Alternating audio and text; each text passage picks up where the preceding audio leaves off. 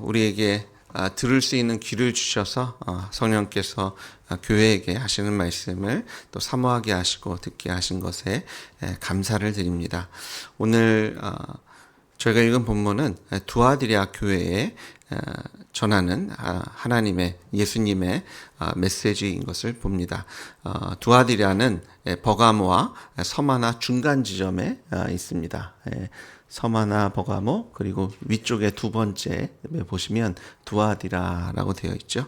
이 두아디라는요 공업 도시로 유명합니다. 그리고 저희가 성경에서 잘 알고 있는 자주장사 루디아가 이 두아디라 지역 출신입니다. 그래서 정확히 이 두아디라 교회가 어떻게 개척되고 설립되었는지는 알 수는 없지만 이 사도 바울이 에베소에 있을 때 전도하였거나 아니면 루디아가 자기 고향에 전도하고 교회를 세웠을 것으로 추측하고 있습니다. 이 두아디라 교회의 말씀을 선포하시는 예수님의 모습을 각 지역마다 지역교회의 말씀을 선포하시는 예수님의 모습이 좀 서로 다르게 표현되고 있는데요. 18절에 보니까 불꽃 같고 그 눈이 불꽃 같고 그 발이 빛난 주석과 같은 하나님의 아들이 이르시되, 이 두아디라 교회에 선포하시는 예수님의 모습을 유일하게 하나님의 아들이다 라고 표현하고 있고요. 또 눈에 불꽃이 불꽃 같은 그런 눈빛으로 또한 그 발이 빛난 주석, 특별히 공업도시이기 때문에 이 주석에 대한 이해가 다른 도시에 비해서 남다랐을 것이고요. 특별히 이 두아디라 지역은요, 여러 우상 숭배를 했지만 그 중에서도 태양신 아폴로를 섬겼던 지역입니다. 그리고 아폴로는 제우스의 아들로 알려져 있고요. 또 황제 숭배가 성행해서 황제는 또 신의 아들, 자녀로 자신을 이제 표현하잖아요. 그래서 자신이 신의 자식이기 때문에 자신을 숭배해야 된다. 이런 논리를 하고 있는 가운데 참 하나님의 아들은 독생자 예수 그리스도이심을 선포하고 있는 것을 우리가 보게 됩니다. 눈이 불꽃 같고 그 발이 빛난 주석과 같은 모든 것을 창조하시고 주관하시는 심판자 되시고 참 하나님 되시는 예수님께서 이제 두아디라 교회에게 말씀을 선포하고 계심을 분명하게 선포하고 있는 것을 보게 되고요. 이 두아디라 교회가 자랑할 것이 있었습니다. 19절에 보니까 내가 내 사업과 이 사업은 이 뒤에 나오는 것을 다 총괄하는 일이죠. 되게 자랑할 일들, 그런 업적들이 있는데, 자, 사랑과 믿음과 섬김과 인내가 뛰어났던 소문이 났던 교회가 두아디라 교회입니다. 두아디라 교회에 사랑이 있었죠. 저희가 에베소 교회는 첫사랑을 잃었다고 했는데요. 두아디라 교회는 사랑이 있었고 또 믿음이 있었으며 또 함께 섬겨주고 또 인내해주는 그런 인내하는 모습까지도 갖고 있었고요. 더 놀라운 것은 이 19절 후반절에 보시면 내 나중 행위가 처음 것보다 많도다. 처음 복음이 들어가서 교회가 세워졌을 때보다 지금이 훨씬 더 주님 앞에 더 큰 사랑과 더 큰 믿음과 더 큰 섬김과 더 큰 인내로 하나님을 섬기고 사랑하고 믿음을 갖고 있었다라고 기록되어 있습니다. 어떻게 보면 여기까지 보면 두아디라 교회가 모든 것을 갖고 있었던 어떤 믿음도 있는데 사랑도 있고요. 행함도 있고 또 인내함도 있었던 그런 교회가 두아디라 교회입니다. 그런데 이런 교회에 하나님께서 책망할 것이 있다라고 말씀하시는데요. 그들이 갖고 있었던 책망할 죄는 타칭이 아니라 스스로 선지자라고 하는 여자 이세벨을 내가 용납함이니, 아마 이세벨은 진짜 이름은 아니었을 겁니다. 이제 구약 성경에 등장하는 시돈의 왕녀였죠. 그 아합의 왕비였던 이세벨. 아합과 결혼하고요. 이제 이스라엘에 자신의 그 고향이 믿었던 바알 신을 가지고 들어와서 이스라엘로 하여금 우상 숭배를 하게 했던, 그리고 영적으로 가늠을 하게 했던 그런 이세벨 들어서 그런 이세벨과 같은 일을 하고 있는 한 여인에 대한 혹은 그 무리에 대한 선포를 하고 있고요. 어떤 학자는 이 이세벨이 어떤 두아드라 교회의 교역자의 아내라고 주장하기도 하고요. 어떤 학자들은 특정 인물이라기보다는 이제 상징적인 인물, 구약에 나타난 그런 이세벨과 같은 역할을 했던 이단자인데 그를 이렇게 통합해서 지칭해서 불렀던 것이 이제 이세벨의 무리라고 불렀을 것이다라고 보기도 합니다. 하지만 이 이세벨의 무리가 했던 것을 보니까 하나님의 종들을 하나님의 백성들을 꾀어서 잘못 가르쳐서 행음하게 하고 우상의 제물을 먹게 하였다. 어떻게 보면 저희가 어제 봤던 그 니골라당 발람의 가르침을 따랐던 그런 비슷한 일들이 이 두아디라 교회에도 일어나고 있었음을 볼 수 있습니다. 이제 복음이 전해졌고요. 교회가 세워지고 어느 정도 시간이 지난 후에 타협하고 또 그런 황제 숭배나 그런 유대인들의 가르침이 혼합적으로 들어와서 예수님의 십자가 부활의 복음이 오염되고 혼탁해지고 특별히 그들을 유혹하는 과정 속에서 그런 실제적인 그런 우상 숭배의 그런 타락했던 모습들, 간음하는 모습들, 그런 대표적인 모습들이 교회 안에까지 들어와 있던 것, 그리고 그것을 가지고 교회가 영적인 싸움을 하고 있는 그런 모습인 것을 여러 일곱 교회들의 모습을 통해서 확인할 수 있습니다.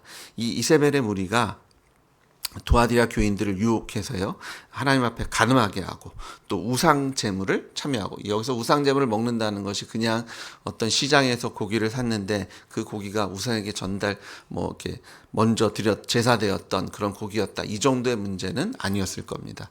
이들은 실제적으로 우상 숭배에 참여하고 또 그것을 괜찮다, 하나님과 우상을 동시에 섬길 수 있다라고 얘기했던, 마치 이세벨이 바알 숭배를 이스라엘로 가지고 들어와서 하나님과 또 바알을 같이 섬길 수 있다라고 이야기하고요. 결국은 바알 숭배로 넘어가려고 했던 것처럼 그런 모습들이 이제 두아디라 교회에 있었음을 보게 되고요. 하나님께서 그런 무리들을 향해서 계속해서 이것이 처음이 아니라 이번 요한계시록을 통해서 두아디라 교회는 편지가 처음 회개를 요청했던 것이 아니라 이미 이전에도 그 교회에게 기회를 주셨음을 알 수 있는 게 21절에 보니까 또한 또 내가 그에게 회개할 기회를 주었으되 자기의 음행을 회개하고자 하지 아니하는도다.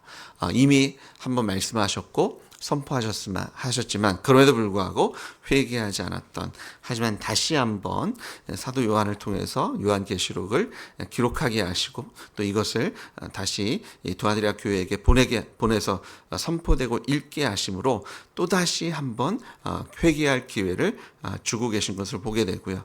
그리고 회개하지 아니하면 이제는 징계하시겠다라고 선포하십니다. 22절 볼지어다 내가 그를 침상에 던질 터이요. 여기서 이 침상은 환자용 침상입니다. 그러니까 아프게 하겠다. 지금 우상 숭배하는, 그래서 행하고 같이 음식을 먹으면서 잔치하는 그런 잔치상을 이제는 아픈 병상으로 바꾸겠다라고 말씀하시고요. 또 그와 더불어 간음하는 자들도 거기서 돌아가지 않으면 같은 환난 가운데 하나님께서 심판하실 것을 명령하시고요.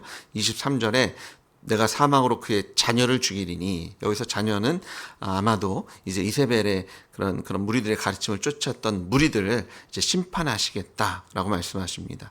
그러면서 하나님께서 나는 사람의 뜻과 마음을 살피는 자이다라고 말씀하십니다.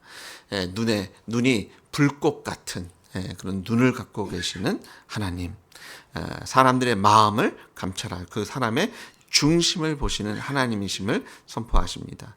그래서 뜻과 마음, 원어적으로는요 콩팥과 심장입니다. 그래서 심장과 콩팥, 그래서 그 사람들의 가장 깊은 마음 그리고 감정을 나타낼 때 이제 콩팥을 사용했다고 합니다. 그래서 그 사람의 가장 깊은 생각, 감정의 총체가 신장에서 나온다라고 믿었고요. 그리고 마음에서 이런 감정이 나온다라고 믿어서 하나님께서는요, 그 사람의 중심을 아시는 하나님, 그리고 그것을 심판하시는, 내가 너희 각 사람의 행위대로 갚아주겠다. 하나님께서 공의와 정의로 심판하시는 하나님이심을 선포하고 계십니다.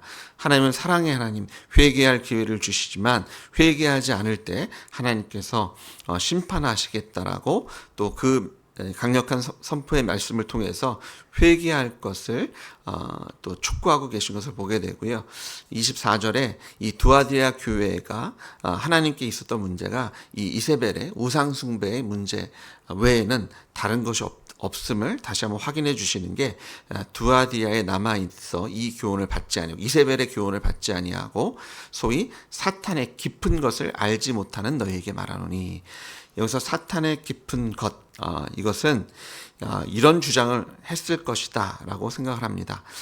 마땅히 그런 우상숭배, 음행 혹은 이교도들의 깊은 생활을 알아야 더 철저하게 영적 생활을 유지할 수 있다. 적을 알아야 우리가 싸우면 이길 수 있으니까 그런 우상숭배를 우리가 알아야 되고 뭐 경험도 해봐야 된다. 이런 것으로 사람들을 유혹해서 우상의 자리로 나오게 했던, 그러니까 사탄을 이기기 위해서 사탄의 뭐 깊은 것을 알아갑시다.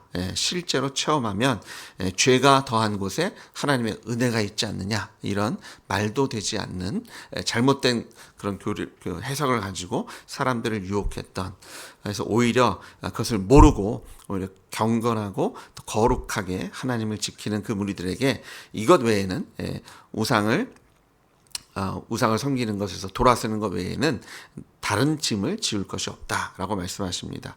그래서 마치 사도행전에 보시면 이방인 교회에게 명령하실 때 그 피가 있는 음식을 좀 피해 줄 것, 우상숭배에 참여하지 말 것, 이런 것들을 통해서 유대인들과도 교제할 수 있고 또 믿음도 지킬 수 있는 그런 사도행전에 주셨던 그런 그 짐들 외에는 다른 것 지우는 것이 아니라 그것만 지킨다면, 그리고 부활하신 예수님을 주님으로 섬긴다면 다른 짐은 지울 것이 없다. 어떻게 보면 지금 새로운 것을 말씀하는 것이 아니라 이미 선포되어진 복음 메시지, 그리고 이방인들에게 이방 교회에게 부탁했던 것을 잘 지켜줄 것을 기억나게 하시고 또 권면하고 계신 것을 보게 됩니다. 그러면서 이 권면의 그 마지막은 26절에 보니까 이기는 자와 끝까지 내 일을 지키는 그에게, 반복적으로 이기는 자를 찾고 계십니다. 끝까지 믿음을 지키는 자를 기다리고 계시고요. 또 그에게 하나님께서 상급을 주실 것, 26절에는 만국을 다스리는 권세를 주시겠다. 저희가 마지막 때에 주님과 함께 천국을 다스리는 그 하나님의 권세, 나라의 후사의 권세를 누리게 하실 줄 믿습니다. 그래서 끝까지 이기는 자, 끝까지 내 일을 지키는 자에게 만국을 다스리는 권세를 주시겠다라고 말씀하시고요. 특별히 시편 2편 말씀을 이제 인용합니다. 27절에 그가 철장을 가지고 그들을 다스려 질그릇 깨트리는 것과 같이 하리라. 나도 내 아버지께 받은 것이 그러하니라. 철장을 가지고 다스리시겠다. 그런데 여기서 다스린다라는 단어가요, 포이마네이인데요. 이 포이마네인의 원어적인 뜻은 양을 친다는 의미입니다. 철장을 갖고 있지만, 그래서 질그릇을 깨트리는 하나님의 진노가 있지만 실제로 하나님의 다스리심은 목자가 양을 다스리는 것 같은 그런 사랑으로 또한 다스리시는 모습을 우리에게 보여주고 계십니다. 그 시편 2편 2절에는요, 세상의 군왕들이 나서며 관원들이 서로 꾀하여 여호와와 그의 기름 부은 자를 대적하며 우리가 그들의 맨 것을 끊고 그의 결박을 벗어버리자 하는도다. 이런 유혹이 있다는 거죠. 지금 이세벨이라고 자칭 선지자라고 얘기하는 이 무리가 하나님을 대적해서 오히려 우상숭배의 자리로 인도하는 것처럼 그런 유혹이 있겠지만, 하나님께서 그들을 비웃으시겠다. 이 시편 2편 4절에 하늘에 계신 이가 웃으시며 주께서 그들을 의시리로다. 그때 분을 발하여 진노하사 그들을 놀라게 하여 이르시기를 내가 나의 왕을 내 거룩한 산 시온에 세웠다 하시리로다. 사람들은 하나님을 대적할 거지만 오히려 자신들이 왕의 자리에 서겠다라고 얘기하지만 하나님은 그들을 비웃으시며 하나님의 왕을 거룩한 산 시온에 세우시겠다라고 말씀하시면서 이 시편 2편 7절에 내가 여호와의 명령을 전하노라. 여호와께서 내가 이르시되 너는 내 아들이라. 오늘 내가 너를 낳았도다. 내게 구하라. 내가 이방 나라를 내 유업으로 주리니 내 소유가 땅끝까지 이르리로다. 내가 철장으로 그들을 깨트리며 질그릇같이 부수리라 하시는도다. 이게 시편 2편 9절에 있는 말씀입니다. 사도 요한이 시편 2편 9절의 말씀을 인용해서 하나님께서 예수님을 왕으로 세우셨고요. 그리고 우리를 예수님과 함께 왕노릇할 수 있는 자리로 인도하시며 철장으로 그들을 깨르치는 질그릇같이 부수시는 그 하나님의 진노가 임하지만 또 하나님의 통치는 목자가 양을 다스리는 것 같은 그런 사랑으로 또한 통치해 주실 것을 선포하고 있고요. 시편 2편 12절은 그의 아들에게 입맞추라. 그렇지 아니하면 진노하심으로 너희가 길에서 망하리니 그의 진노가 급하심이라. 여호와께 피하는 모든 사람은 다 복이 있도다. 진노하시지만 또 오히려 회개하고 하나님께로 돌아오면 하나님께서 복 주실 것을 이제 시편 2편에서 약속해 주셨는데 사도 요한이 이 시편 2편을 인용하여서 지금 하나님의 진노가 임할 것을 말씀하시지만 또 그 안에 또 하나님의 은혜가 있음을 또한 선포하고 있습니다. 회개할 것을 촉구하고 있고요. 하나님께로 돌아오면 그 마음과 뜻을 살피시는 하나님께서 그 행위대로 갚으시겠다. 심판하시겠다. 하지만 또 은혜로 만나 주실 것을 약속해 주시고요. 또 만국을 다스릴 권세를 주시고 28절에는 더 놀라운 약속을 해 주십니다. 내가 또 그에게 새벽별을 주리라. 여기서 새벽별은 예수님을 지칭합니다. 그러니까 하나님께서 예수님을 믿는 자에게 주시겠다. 우리가 예수님과 함께 연합한 자가 된 줄 믿습니다. 그러니까 하나님과 하나가 되는 권세. 예수님과 한 몸이 되어서 하나가 되어서 하나님의 나라를 다스리는 그 하나님의 영광의 자리로 우리를 인도하시겠다라고 약속하고 계시고요. 이제 동일하게 29절 귀 있는 자는 성령이 교회들에게 하시는 말씀을 들을지어다. 오늘 하나님의 말씀을 사모하여 주님 전에 나오신 여러분을 환영합니다. 축복합니다. 주님께서 기뻐하시고 계신 줄 믿습니다. 믿어 의심하지 않습니다. 귀가 있다라는 것은 그냥 듣고 이해하는 것이 아니라 우리가 그것을 기억하는 것이 아니라 그것을 지키는 자리, 하나님의 말씀을 우리의 마음에 새기셨다면 이제는 삶으로 드러내는 순종의 자리에 서시는 여러분 되시길 주님으로 축복합니다. 하나님께서 그것에 대해서 합당한 상급, 만국을 다스리는 권세로 또 예수 그리스도를 우리에게 주신 그 하나님과 연합한 한 몸 된 자의 복을 누리게 하십니다. 오늘도 그 믿음 가지고요. 저희가 다른 데로 타협하고 고개 돌리고 이게 안 되니 뭐 돈이 좀 있으면 될까? 사람을 좀 의지하면 될까? 이 시대의 흐름을 좀 쫓아가면 될까? 거기에 흔들리지 마시고 뭐 지피지기니까 내가 남을 알아야 되니까 이것도 좀 해보고 뭐 그 정도가 아니라 거기에 동참해서 하나님과 돈을 또 하나님과 어떤 권력을 하나님과 내 욕심을 함께 섬길 수 있다라고 착각하지 마시고 오직 부활하신 예수 그리스도만 섬기고 사랑하며 경배하시는 여러분들 주님으로 축복합니다. 그리고 주님과 함께 만국을 다스리는 권세를 누리시는 여러분 되시기를 주님으로 축복합니다. 같이 기도하시겠습니다. 하나님, 예수님과 한 몸 되게 하시고 만국을 다스리는 권세를 주셨으니 감사를 드립니다. 아버지 하나님, 끝까지 믿음을 지켜서 끝까지 이기게 하셔서 이 하나님 나라의 후사의 권세를 누리게 하실 줄 믿습니다. 아버지 하나님, 세상의 유혹에 사람들의 그런 거짓된 속임수에 쓰러지지 않도록 아버지 하나님 복음으로 우리를 무장해 주시고 성령님 우리를 충만하게 채우셔서 아버지 하나님 거짓된 것에 속아 넘어가지 않도록 성령님 우리를 가르치시고 기억나게 하시고 말씀을 조명해 주셔서 오히려 더 말씀 붙잡고 또 순종하는 삶으로 하나님께 영광 돌리고 또 교회를 세우는 자리로 우리를 인도해 주실 줄 믿습니다. 성령님 도와주십시오. 성령님 말씀해 주십시오. 성령님 우리의 마음을 책망하시고 깨닫게 하셔서 입술만의 고백이 아닌 우리의 마음을 감찰하시는 주님, 우리의 사람의 뜻과 마음을 살피시는 주님, 우리의 마음의 중심으로 부활하신 예수님이 우리의 주님이십니다. 하나님이십니다라고 고백하며 주님만 예배하고 섬기는 우리 교회되게 주님께서 성령께서 역사하실 줄 믿습니다. 예수님의 이름으로 기도드렸습니다. 아멘.